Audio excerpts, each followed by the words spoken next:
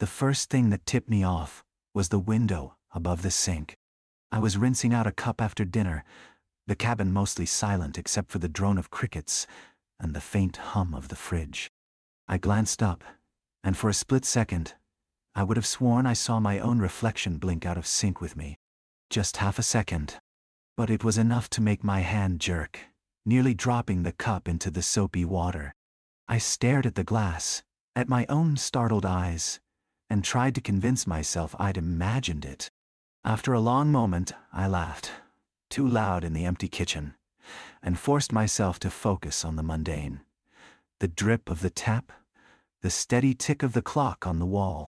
I'd come to the cabin to get away, to clear my head after a bad stretch at work, and a breakup I hadn't told anyone about.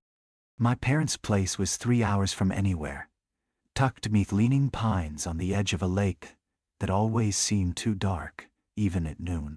It was the kind of old, creaking place you tell yourself is charming, until you're alone, hearing every pop and groan in the timbers. I grew up spending weekends out here chasing frogs and building fires, but I'd never stayed by myself before. I kept reminding myself of that, as if it justified the uneasy feeling coiling in my stomach. I had told myself I was fine. I even said it out loud, just to hear a human voice.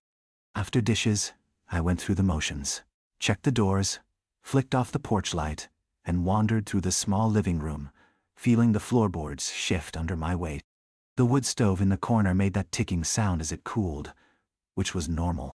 What wasn't normal was the persistent sense that the house itself was listening, holding its breath and waiting for me to make a mistake. My phone buzzed. 8:41 p.m. No new messages. No signal either. I tried to text my sister anyway. A quick "hey" made it safe. All good. The little gray bubble hung there, spinning, before finally failing to send.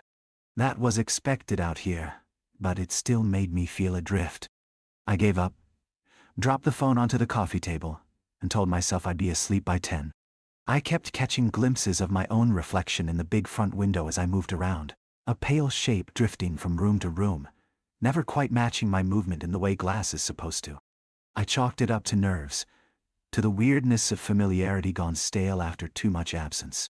I tried reading, but the words slid around on the page, and I found myself listening for footsteps that never came. At 9:15, I heard something outside. Not an animal, not the wind. A sharp, deliberate crunch on gravel. For a moment I froze, every muscle braced.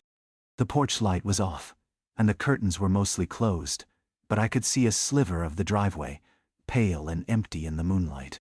I waited, barely breathing, and told myself it was probably a deer, or maybe a neighbor's dog. The crunch came again, closer this time. Not heavy, but careful, slow. I grabbed the flashlight from the drawer and held it like a weapon, the cold plastic slick against my palm. I crouched beside the window, peering out through the sliver of curtain. The cabin's yard faded into dark pines, branches tugging in the wind. I could see nothing moving. Still, the sense of being watched was so strong it made my scalp prickle. I forced myself to count to 60, each second dragging, just to prove to myself nothing was coming. The crunching didn't return. The normal night sounds filled in the silence, almost mocking me for my paranoia. When I finally stood up, I realized my knees were stiff, as if I'd been crouched for hours instead of a single tense minute. I backed away from the window, making a point not to look at my reflection, just in case it wasn't looking back the way it should. I turned on every lamp in the living room, their yellow light pushing back the corners, but making the outside look even darker by contrast, the windows now black mirrors. I tried to laugh at myself, convincing myself I'd probably scared off some raccoon nosing around the trash cans. But the flashlight stayed in my hand, its beam trembling just slightly as I moved.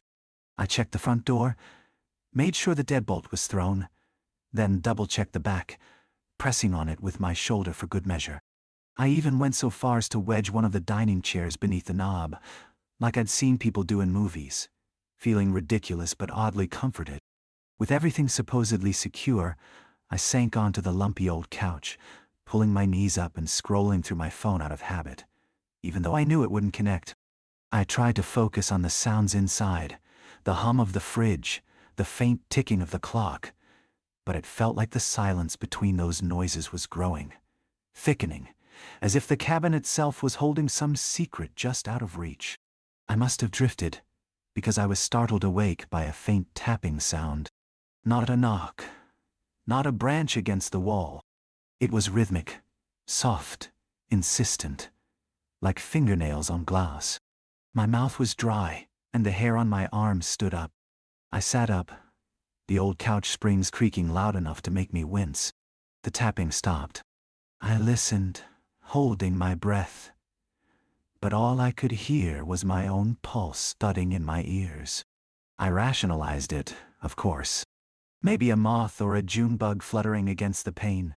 The porch light had been off, but still, bugs find their way in, especially out here.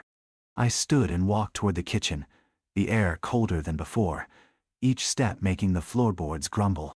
I tried not to look at the window but couldn't help myself. In the black glass above the sink, my reflection stood waiting, hands at its sides, face slightly blurred by the grime. I lifted my hand. It lifted too, but there was a split second, only a heartbeat, where it didn't quite match, the motion lagging behind. My skin tingled with goosebumps. I told myself I was overtired, that the flicker was just faulty wiring or my eyes playing tricks in the shifting light. To prove it, I leaned close, pressing my fingertips to the cold glass. My reflection did the same, but there was a delay, a flicker, like a skipped frame in a video call. The air smelled faintly sour, like wet earth or something left too long in the fridge. I jerked my hand away, heart stumbling in my chest. Behind me, the floor creaked, just once, and I spun, flashlight beam arcing wildly across the room. Nothing. Not even the usual shadows. But the ticking of the clock had stopped. I realized suddenly, as if the entire house was waiting for me to notice. It was 10:47 p.m. The hands frozen, the second hand poised with almost cruel patience. I forced myself back into the living room, turning on the TV to chase off the silence. Static, then blue screen. No signal. I flicked it off again, the sudden absence of light making the darkness feel alive, pressing close to my skin. The house felt smaller, each wall inching closer, the air dense and still. I sat on the edge of the couch, flashlight pointed at the floor. Phone in my lap, even though the screen was blank. I could hear my own breathing, ragged and shallow, fighting to stay steady. My mouth tasted metallic, and the silence pressed in until I was sure I'd scream just to break it. I thought about calling for help, pretending for a second I could get through, but that only made the isolation sharper. No one was coming. No one even knew I was here. Another tap sounded, this time harder, from the direction of the hallway. Not glass. Wood. 3 sharp knocks, evenly spaced, like someone rapping with the back of their knuckles on the bedroom door at the far end of the house. I froze, fingers clutching the flashlight so tightly it hurt. I told myself it was the house settling, old pipes contracting in the night air. My rational mind offered up every explanation it could, but none of them fit the pattern. I waited, listening, until my legs cramped beneath me. Then, from that same end of the hallway, a low dragging sound began. Not footsteps, something softer, slower, as if something was being pulled across the old hardwood. It moved with terrifying patience, pausing every few seconds. My hands were shaking so badly the flashlight beam jittered across the floor and up the wall, catching on old family photos that now looked wrong somehow, the faces too pale and the eyes too dark. I told myself I had to move. I forced myself upright, every muscle screaming in protest. I stepped toward the hallway, heart leaping as the dragging sound paused, then started again, closer this time. I called out, a wavering, "Hello," my voice thin and childlike in the dense dark.